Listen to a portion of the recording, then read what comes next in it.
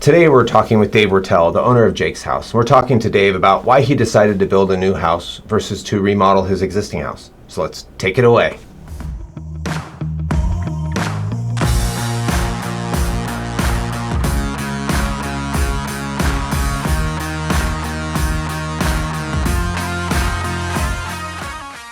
We're really talking about new houses versus remodeling houses. We often get the question of, well, should I remodel or should I just build a new house? And it's really very difficult to determine a lot of times, because an existing house may be a perfectly good house, or it may be something that needs to be thrown away, literally. And it becomes a conversation about money, about location, about time, about impact on the family, about architectural design, about the lot and the situation of where that house is with respect to its neighbors or freeways or railroad tracks or stadiums or whatever. But we're going to talk to Dave about why he chose to build a new house and figure out what was his situation. So tell me, Dave, you live in an actually really nice area in your current house, and yet you're building a house in a little bit nicer area. Tell me why you decided to build a new house versus to remodel your existing house. Well, we actually like where we live today, and we could stay there for the rest of our lives and be perfectly happy. It's not quite big enough. Our family is growing, and we want to be able to entertain more than we're able to currently.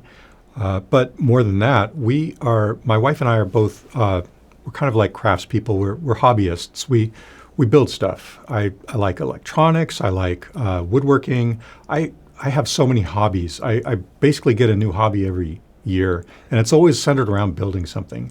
I got into beekeeping because I liked building the beehive itself, the box that the bees live in. My wife is an upholsterer. That takes a lot of space, and these hobbies have taken over kind of our house. And during the pandemic, I had to basically build an office in my living room, which is not optimal, for entertaining. Anybody? Yeah. And our garage has been turned into a workshop, and it's a pretty nice workshop, but it means we park our cars outside, which is not the most comfortable thing to. It's a very California thing, though. I guess it is. Yeah, we're able to do that because we're California. Right. But it would be nicer to have our cars in the garage and still have a lot of space for these projects and hobbies, and in my wife's case, for her business, upholstery and sewing. And so we could have bought just a larger place, but looking at the options out there, it seemed that everything was built kind of in the 60s or 70s, and either that or it was new and it was very expensive. Nothing really had exactly the features that we wanted, and everything had its own kind of problem. Like in my current house, I'm constantly dealing with the fact that we have stucco on the walls, and the stucco flakes off and cracks, and I've got to patch it and paint it, and that's a fair amount of work. All the grout everywhere needs heavy-duty cleaning and resealing on a continual basis, and just the structure of the house is it's not watertight. I have a basement. I actually have a basement, which is rare in California. My basement leaks every winter, and I have to I have a pump, and the pump doesn't always work, and it smells musty down there, and I love the fact that I have a basement. I would love to be able to use that as usable space, but it's really not healthy down there. It doesn't have any control over the air quality, and the water leaks are a problem, and it's kind of dirty. And I wanted basically to have a house that was built to support all of our needs without having to go and remediate the problems in the build. And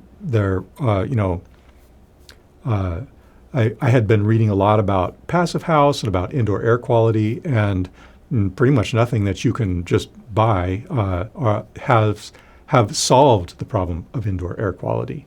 All the houses that were built in the last 50 years in our area are quite leaky in terms of air through the walls of the house, and In California, that's a problem with the pollution from wildfires or any other source. Uh, that was one of the considerations. And That's a whole lot of considerations. That's like a whole lot of considerations boiled into one. okay, yeah, and also just having control is a nice thing if you can afford to. Being able to control the parts of the house that you want to have control over is great. Like I'm an electrical engineer, software developer, and networking is really fun for me. I want my whole house to be networked. I want to be able to do automation of various features of the home, systems in the home, using wired networking. And so I want to have networking cables embedded in the house. I want the lighting to be highly efficient. I want to have control over that lighting in ways that I can control over the network, and so I want that to be all tied into the system. And so, so the sort of the wires that are built into the walls for both the electrical and the lighting are something that I'd like to be able to specify. I want it done this way because that way I can make it the way I want, and which is different from anything that I've seen in the houses that have been built. So it sounds to me like, there's a multitude of kind of driving factors that caused you to build your own house. A was, a worry about health, of functionality, of not having enough space, not having the space in order to dedicate to the existing existing hobbies and making way for space for new hobbies in the future.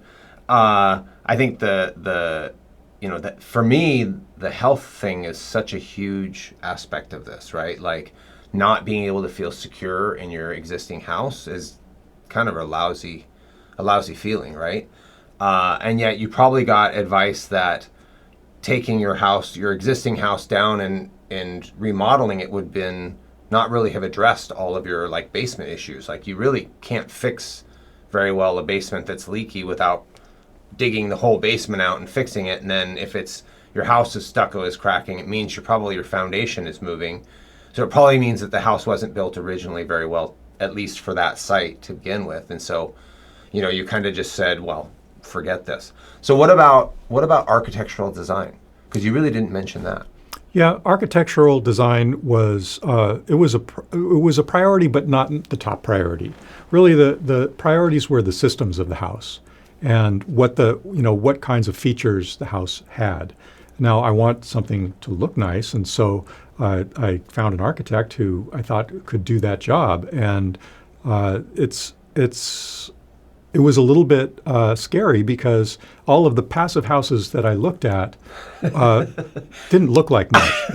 They looked like cubes. Yeah. Yeah, windowless cubes, and I didn't really want that. Now that was not my top priority, but because I had the chance, I found someone who could actually make a passive house look halfway decent. Yeah, I think that's really important. I 100% agree with you. I think that the passive house community in general has really kind of done a disservice to itself by building a bunch of white boxes and putting very small windows in them and very thick walls and really not allowing this connection between inside and outside. And I don't think that connection is a California thing. I think it's anywhere that's not minus 50 degrees in the wintertime thing where, seeing outside and in Living Building Challenge, which I'm currently getting trained in, it's called biophilia, right? It's the love of nature, the love of life, and how it adds a completely different aspect to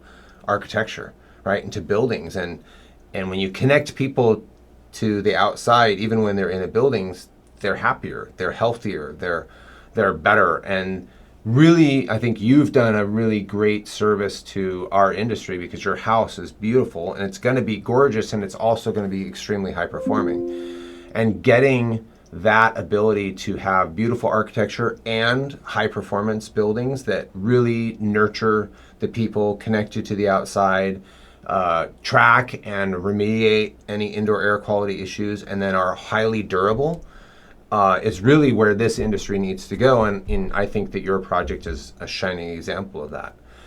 So if you're interested in learning more about Passive House or about why somebody would decide to move into a brand new house, please hit subscribe as we show you how to build a better way.